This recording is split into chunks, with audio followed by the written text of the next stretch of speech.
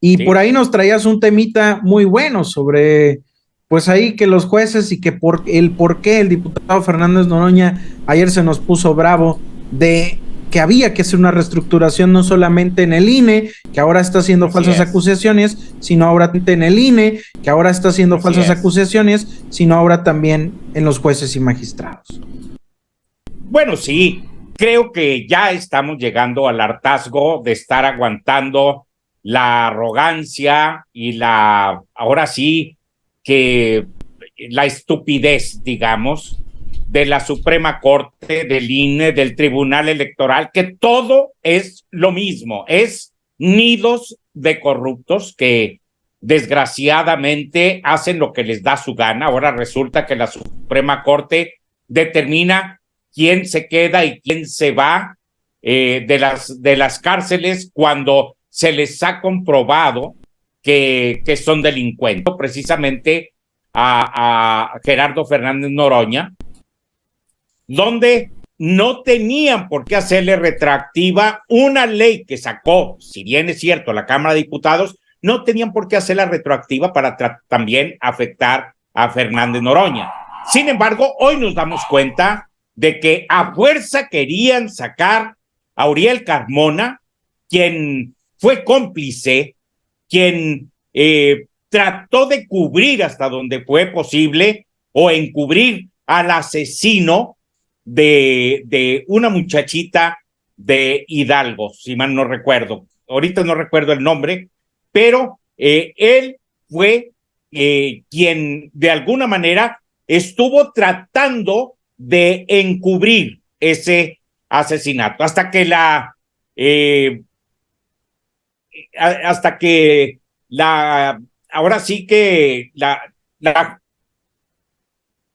¿cómo se llama esta? De la Ciudad de México, pues, o sea, la ¿Fiscalía? Fiscalía de la Ciudad de México, perdón. La Fiscalía de la Ciudad de México requirió que se hiciera una nueva autopsia porque ya habían enterrado a esta persona, a esta muchacha, a Arad,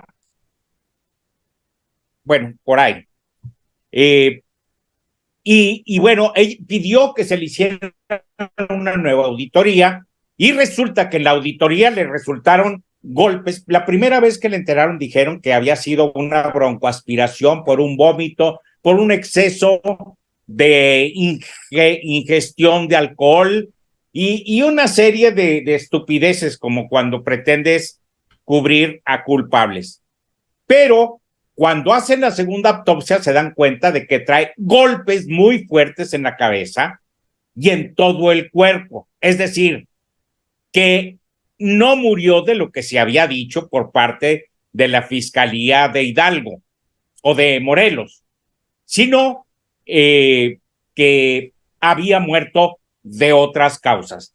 Por eso, la Suprema Corte de Justicia de la Nación inmediatamente buscó protegerlo, aún a pesar de que la Fiscalía de la Ciudad de México estaba haciendo su investigación de que inclusive ya le había comprobado una participación, quizá indirecta, si tú quieres, pero ya había comprobado que estaba vinculado con ese asesinato.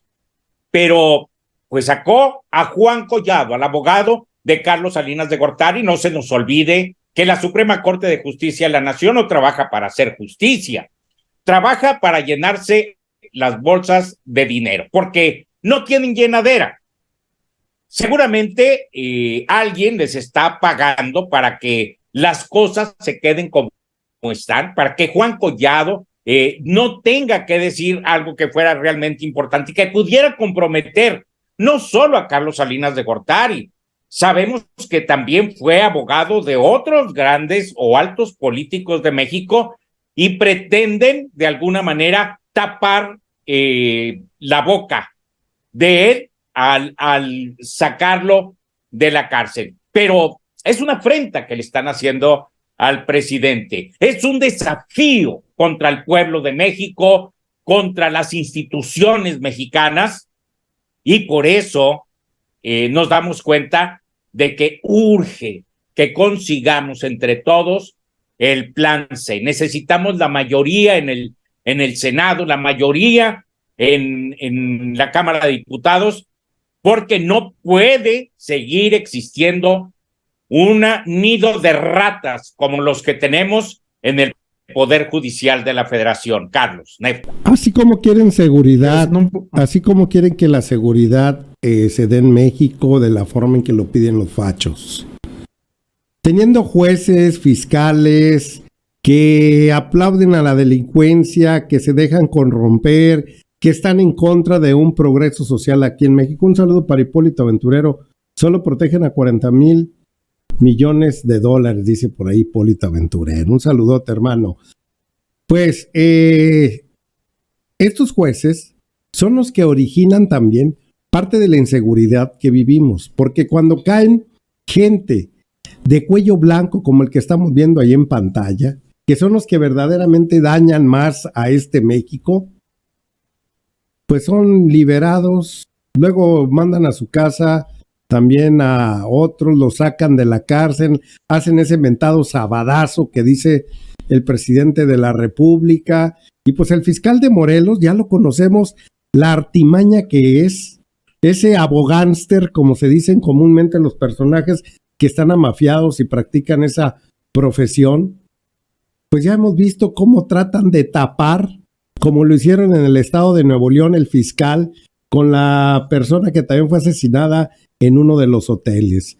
Así que, pues, ¿de qué tamaño quieren la seguridad en México, opositores? Si a ustedes lo que les encanta es crear esta inseguridad.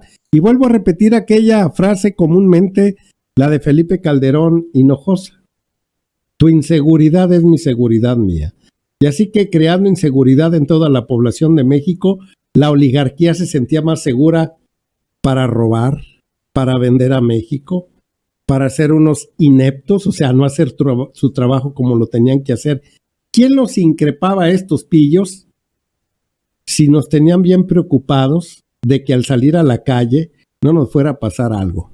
Como todavía sucede en el estado de Guanajuato el día de hoy, como en algunos lados de Michoacán, como en algunos sectores de Zacatecas, como en algunos sectores de Chihuahua, que la gente se preocupa tanto de a ver si cuando te vas vuelves a tu casa y te anda interesando más que 3 pesos o 2 pesos, o sea, nada, la situación política del país. Y ellos ocasionan esto, pues para vivir de plácemes. Ellos tienen la seguridad, los soldados, tienen a seguridad privada, ellos tienen todo para cuidarlos, tienen dinero, tienen todo lo que produce este país en la vendimia que tenían esta bola de sinvergüenzas.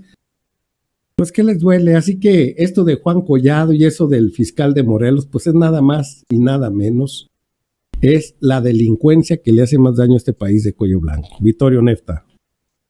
Pues tomando un poco el nombre, Ariadna Fernanda es el nombre de la chica quien habría de haber perdido la vida, pues por culpa de estas personas que al parecer abusan del poder y también pues lo usan a su favor, como lo tenía este chico que ahorita no recuerdo su nombre, pero lo habría de haber utilizado ya que su familia era muy allegada a este fiscal. Pues el presidente se pronunció en contra de Juan Collado y cómo el Poder Judicial está tomando las malas decisiones de liberar a esos delincuentes en la calle, mientras que los inocentes siguen cayendo en los reclusorios y desgraciadamente están pagando los platos rotos de otros empoderados que de verdad siguen ahí libres de cuello blanco. Entonces estamos hablando de un abogado muy influyente en aquellos tiempos. No podría decir si sigue siendo igual de influyente. Ahora es distinto, solo los protegen en el Poder Judicial. Ahí está la protección de los que estuvieron con García Luna, todos van para allá. Por eso hay que reformar el Poder Judicial, que se elijan a los jueces, a los magistrados, a los ministros, que sea el pueblo el que los elija, para que el Poder Judicial no esté al servicio de una minoría, sino esté al servicio del pueblo, que imparta justicia en beneficio del pueblo, de la gente. No hacen nada por el pueblo. Es un poder para una minoría rapaz, para unos cuantos, como si México fuese país de unos cuantos. México somos todos y tienen el mismo derecho los campesinos, los indígenas, que los traficantes de influencia, el mismo derecho. Pues bueno, con esto siempre saltan y arden. No sé si ustedes vieron ayer un tuit, digo, no lo voy a poner, pero un tuit de Vicente Fox donde se enojaba porque querían reestructurar el poder judicial y él decía, están pendejos. No, Fox, hace falta con que te veas, como dijo el diputado Fernández Noroña, te veas al espejo para que te des cuenta de qué estás hablando, de quién se ve como un pendejo opinando de esas maneras. Y perdonen por la palabra, con todo respeto a la audiencia. Vittorio, Sí, pues es la realidad. creo que, pues yo creo que sí, es la realidad que nos ha tocado vivir. Yo estoy completamente de acuerdo de que no sea nada más al interior de esos cuerpos colegiados, al interior de esos tribunales, que se vayan a estar escogiendo entre ellos. Anteriormente eran los presidentes de la República buscando una parte de poder, de ese poder judicial, quienes proponían, quienes se quedaban y quienes se iban. Pero nos hemos dado cuenta de que ponían a gente que podían manipular, que podían manejar fácilmente. Esto de lo de Yasmín Esquivel no fue más que buscar tumbarla para que no llegara a encabezar la presidencia de la Suprema Corte de la Justicia. Esto fue una jugada que, pues, desgraciadamente le resultó a los empresarios, a los oligarcas de México, porque no les convenía que llegara Yasmín Esquivel.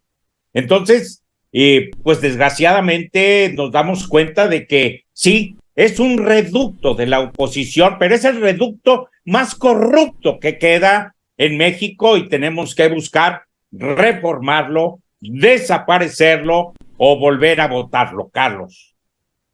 Neta. Es correcto, Vittorio. Tenemos a unos entogados, una ala muy corrupta ahorita aquí en México.